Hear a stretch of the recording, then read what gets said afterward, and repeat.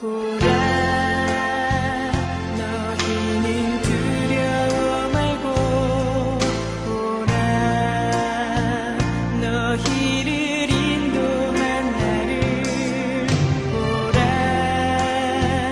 너희는 지치지 말고 보라. 너희를 구원한 나를. 너희를 치던 적은 어디 있느냐. 너희를 억누르던 원수는 어디 있느냐. 보라, 하나님 구원을. 보라, 하나님 능력을. 너희를 위해서 싸우시는 주의 손을 보라. 보라,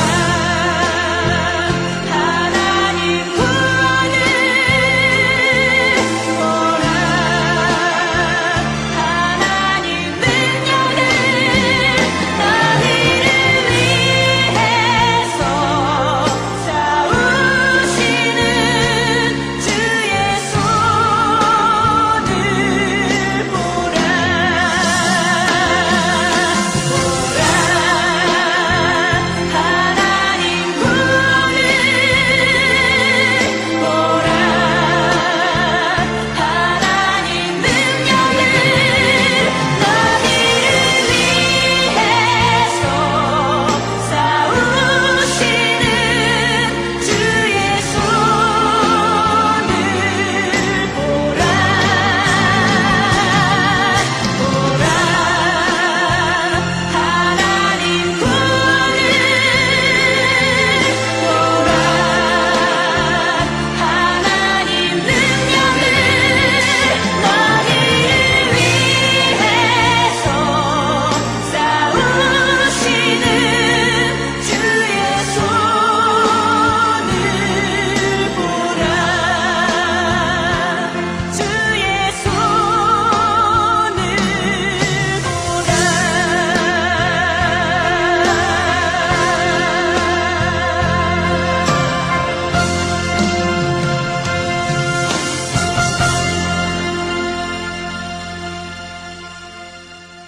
요한계시록 17장. 또 7대접을 가진 7천사 중 하나가 와서 내게 말하여 이르되 이리로 오라. 많은 물 위에 앉은 큰 음녀가 받을 심판을 내게 보이리라. 땅의 임금들도 그와 더불어 음행하였고 땅에 사는 자들도 그 음행의 포도주에 취하였다 하고 곧 성령으로 나를 데리고 광야로 가니라. 내가 보니 여자가 붉은 빛 짐승을 탔는데 그 짐승의 몸에 하나님을 모독하는 이름들이 가득하고 7머리와 10뿔이 있으며 그 여자는 자줏빛과 붉은빛 옷을 입고 금과 보석과 진주로 꾸미고 손에 금잔을 가졌는데 가증한 물건과 그의 음행에 더러운 것들이 가득하더라. 그의 이마에 이름이 기록되었으니 비밀이라 큰 바벨론이라 땅의 음녀들과 가증한 것들의 어미라 하였더라. 또 내가 보매 이 여자가 성도들의 피와 예수의 증인들의 피에 취한지라. 내가 그 여자를 보고 놀랍게 여기고 크게 놀랍게 여기니 천사가 이르되 왜 놀랍게 여기느냐. 내가 여자와 그가 탄 7머리와 10뿔 가진 짐승의 비밀을 내게 이르리라. 내가 본 짐승은 전에 있었다가 지금은 없으나 장차 무적행으로부터 올라와 멸망으로 들어갈 자니 땅에 사는 자들로서 창세 이후로 그 이름이 생명책에 기록되지 못한 자들이 이전에 있었다가 지금은 없으나 장차 나올 짐승을 보고 놀랍게 여기리라. 지혜 있는 뜻이 여기 있으니 그 7머리는 여자가 앉은 7산이요 또 7왕이라. 5은 망하였고 하나는 있고 다른 하나는 아직 이르지 아니하였으나 이르면 반드시 잠시 동안 머무르리라. 전에 있었다가 지금 없어진 짐승은 8째 왕이니 7 중에 속한 자라. 그가 멸망으로 들어가리라. 내가 보던 10뿔은 10왕이니 아직 나라를 얻지 못하였으나 다만 짐승과 더불어 임금처럼 한동안 권세를 받으리라. 그들이 한 뜻을 가지고 자기의 능력과 권세를 짐승에게 주더라. 그들이 어린 양과 더불어 싸우려니와 어린 양은 만주의 주시오 만왕의 왕이심으로 그들을 이기실 터이요. 또 그와 함께 있는 자들 곧 부르심을 받고 택하심을 받은 진실한 자들도 이기리로다. 또 천사가 내게 말하되 내가 본 바 음녀가 앉아 있는 물은 백성과 무리와 열국과 방언들이니라. 내가 본 바 이 열불과 짐승은 음녀를 미워하고 망하게 하고 벌거벗게 하고 그의 살을 먹고 불로 아주 사르리라. 이는 하나님이 자기 뜻대로 할 마음을 그들에게 주사 한 뜻을 이루게 하시고 그들의 나라를 그 짐승에게 주게 하시되 하나님의 말씀이 응하기까지 하심이라. 또 내가 본 그 여자는 땅의 왕들을 다스리는 큰 성이라 하더라. 기도하시겠습니다. 좋으신 하나님 아버지 감사합니다. 우리 고난 주간을 맞이해서 다시 한번 주님 앞에, 이 새벽에 주님 앞에 말씀 앞에 나왔습니다. 주님 말씀하시옵소서. 이 말씀을 통해서 주님의 음성을 듣고 말씀에 순종하기로 결단하는 이 아침이 되게 하여 주시옵소서. 이 캄캄한 세상에서 오직 주님의 말씀이 빛이 됩니다. 우리를 밝히 인도하여 주시옵소서. 예수님의 이름으로 기도했습니다. 아멘. 오늘 요한계시록 17장입니다. 재앙은 16장에서 다 끝이 났습니다. 17장부터는 말하자면 특집 보도라 할 수 있습니다. 대접 재앙 때 발생한 몇몇 사건들을 특집으로 집중 보도하는 것입니다. 17장은 음녀에 대한 집중 보도입니다. 그리고 18장은 바벨론의 멸망을 집중 보도합니다. 오늘 성경 17장은 음녀가 심판을 받는 내용입니다. 1절 보시겠습니까? 중간에 이리로 오라. 많은 물 위에 앉은 큰 음녀가 받을 심판을 내게 보이리라. 여기 나오는 음녀는 누구일까요? 쉬운 말 번역으로 보면 그냥 창녀라 그랬습니다. 그렇다고 실제로 몸을 파는 여인을 말하는 게 아니라 영적인 의미에서 사람들을 타락시키는 악한 세력을 말하는 것입니다. 사람들을 타락시키는 악한 세력을 하필이면 왜 음녀라고 표현을 했을까요? 음녀의 반대말은 신부입니다. 순결한 신부. 우리 성도들을 가리켜 그리스도의 순결한 신부라고 표현하죠. 그리스도의 신부하고 완전 반대되는 삶을 산다는 뜻에서 음녀라고 표현한 것입니다. 그리스도의 신부는 예수 그리스도를 섬기고 음녀는 마귀 사단을 섬기는 것입니다.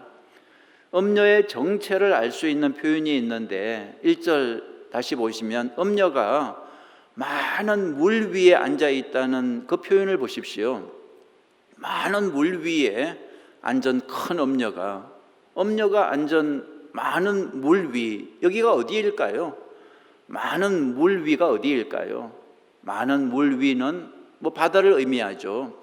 여러분 요한계시록에서 바다는 세상을 상징합니다.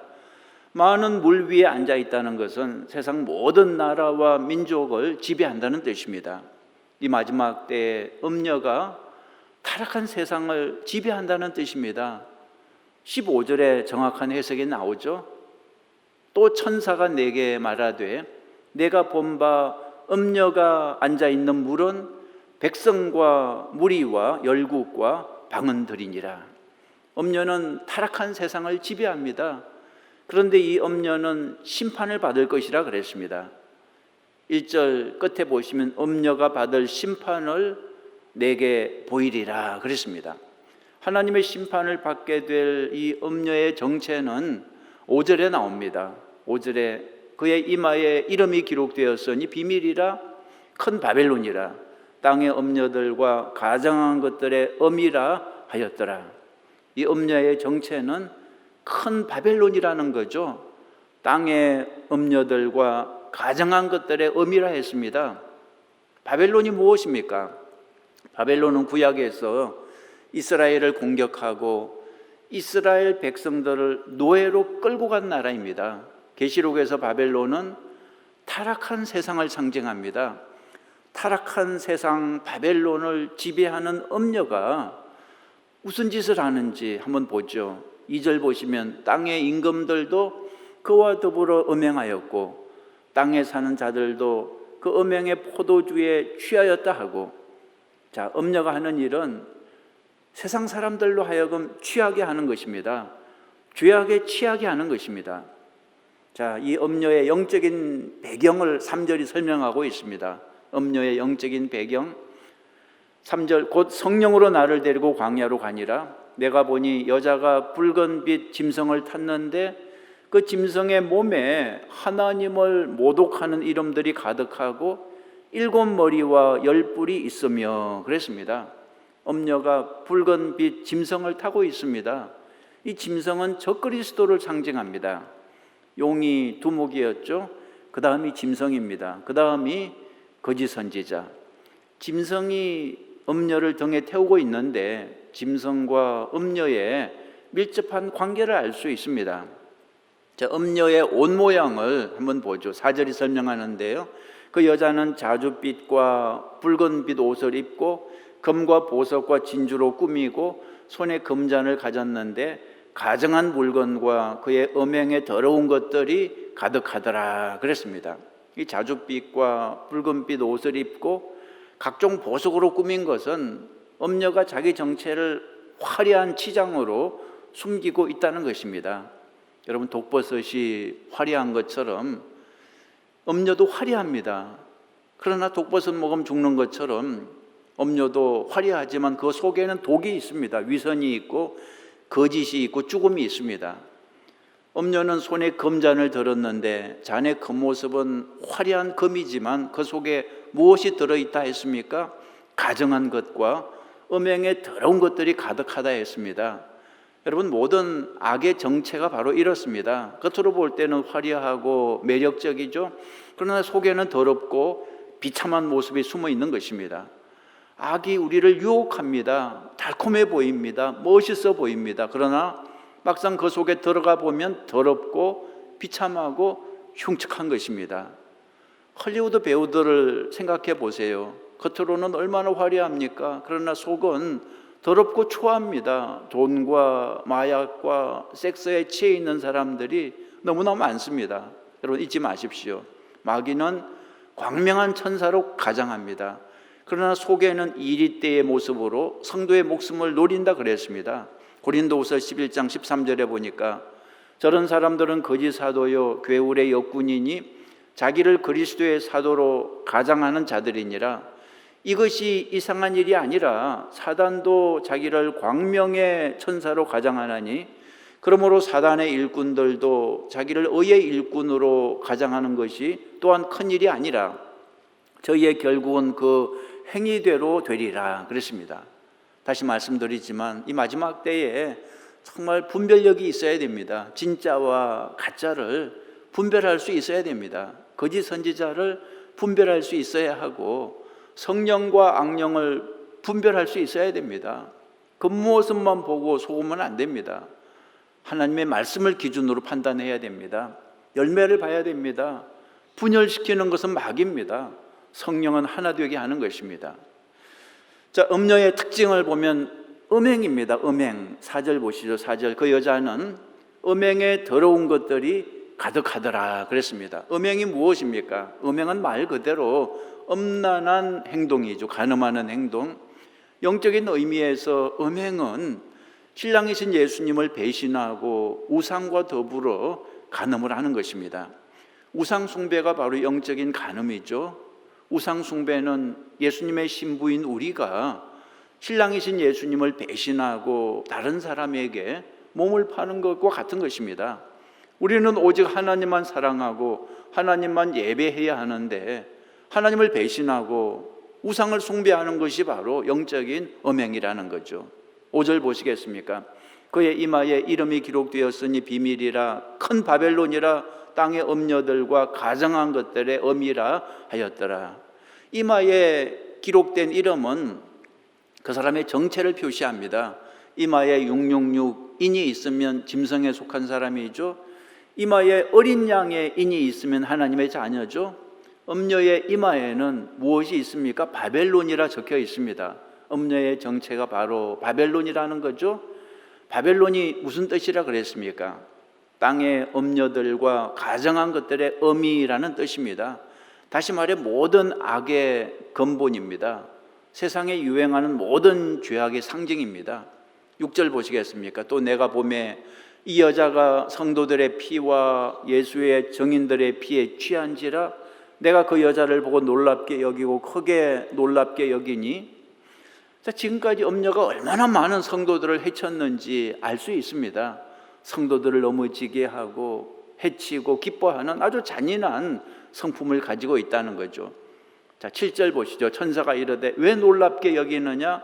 내가 여자와 그가 탄 7머리와 10뿔 가진 짐승의 비밀을 내게 이르리라.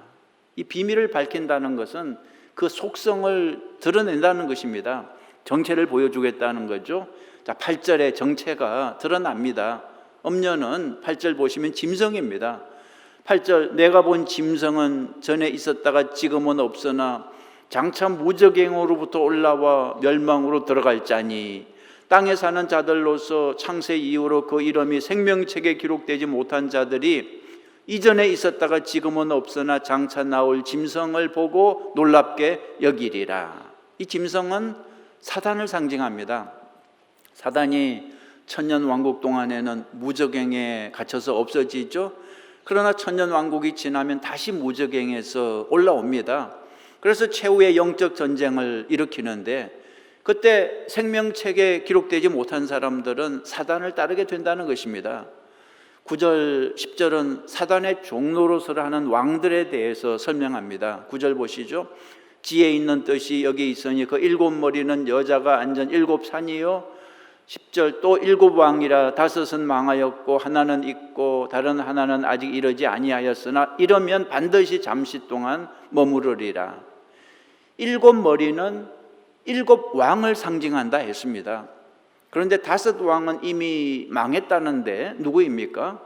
하나는 지금 있고 또 다른 왕은 장차 나타날 것이라 했는데 누구입니까? 이것은 상징적입니다. 사단의 과거, 현재, 미래를 말합니다.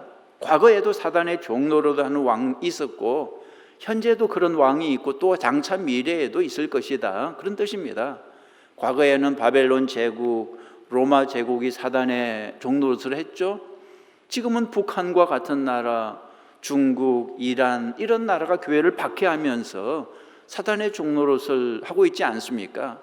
앞으로는 또 어떤 나라가 사단의 종노릇을 할 것입니다. 그러나 중요한 것은 이 사단의 세력들이 오래 가지 못한다는 것입니다.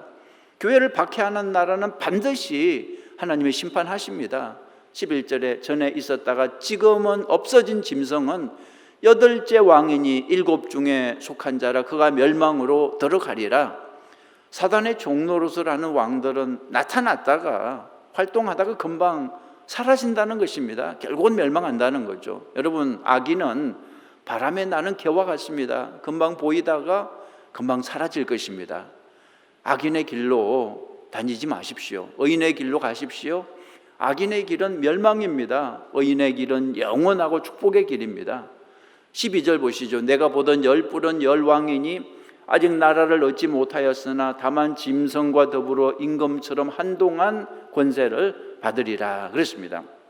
앞으로 악한 10명의 왕이 등장하는데 여러분, 성경에서 10이라는 숫자는 상징입니다. 많은 왕들을 상징합니다. 앞으로 많은 악한 지도자가 등장한다는 거죠. 그러나 결론은 짐승과 함께 멸망할 것입니다. 13절 그들이 한 뜻을 가지고 자기의 능력과 권세를 짐승에게 주더라. 그들이 어린 양과 더불어 싸우려니와 어린 양은 만주의 주시요 만왕의 왕이심으로 그들을 이기실 터이요 또 그와 함께 있는 자들 곧 부르심을 받고 택하심을 받은 진실한 자들도 이기리로다 그랬습니다. 악한 10명의 왕들이 한 뜻을 가진다는 말은 자기들끼리 단결한다는 거죠. 자기 능력과 권세를 짐승에게 준다는 말은 짐승의 부하가 돼서 짐승의 조종을 받는다는 말입니다. 그리고 예수 그리스도 어린 양을 대항해서 싸울 것입니다. 그러나 싸움의 결과는 어린 양의 승리로 끝이 난다는 것입니다. 15절 또 천사가 내게 말하되 내가 본 바 음녀가 앉아있는 물은 백성과 무리와 열국과 방언들이니라. 음녀의 앉은 물은 백성과 무리와 열국과 방언들이라 했는데 사단의 역사가 미치는 범위는 온 세상 만민들이라는 그런 뜻입니다. 그런데 또 한 가지 재밌는 것은 자기들끼리 또 이제 싸움이 벌어집니다. 16절에 내가 본 바 이 열불과 짐승은 엄녀를 미워하여 망하게 하고 벌거벗게 하고 그의 살을 먹고 불로 아주 사르리라 그랬습니다. 열불과 짐승은 모두 악의 무리들인데 나중에는 또 자기들끼리 싸워서 멸망하게 된다는 거죠. 하나님이 악을 심판하는 방식을 여기서 알 수 있습니다. 소위 자중질환이 일어나는 거죠. 악인들이 처음에는 단결하지만 나중에는 자중질환이 일어나서 자기들끼리 물고 떴다가 망한다는 것입니다.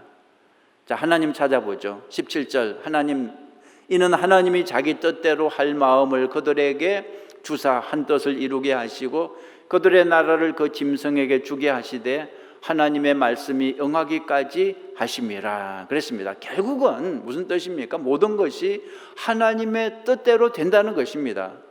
악이 설치는 것 같아도 결국은 하나님의 뜻이 이루어진다는 것입니다. 여러분 악을 보면서 낙심하지 마십시오. 절망하지 마십시오. 하나님이 어디 계시냐고 한탄하지 마십시오. 하나님이 잠깐은 안 계시는 것 같고 하나님이 아무 일도 안 하시는 것 같지만 그렇지 않습니다. 결국은 살아계신 하나님의 뜻대로 될 것입니다. 악은 망하고 심판을 받게 될 것입니다.